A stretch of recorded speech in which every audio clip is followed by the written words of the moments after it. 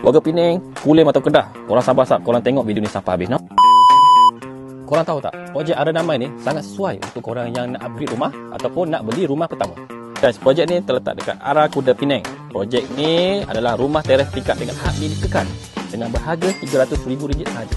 Apa yang aku tertarik dengan projek ini, tak perlu bayar booking, tak perlu bayar deposit. Dapat juga free yuran guaman dan pakej jimat sehingga RM30,000.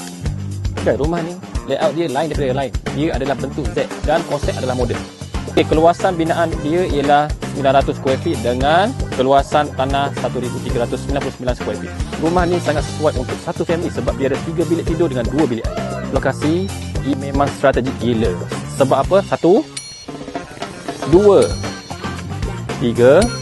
Kepada yang bekerja dekat Penang, Kulim dan Kedah, rumah ini sangat sesuai untuk korang sebab rumah ini adalah projek terbesar yang ada dekat Penang. So, kalau korang nak rumah selesa dan moden dengan harga murah, korang boleh select rumah ni sekarang.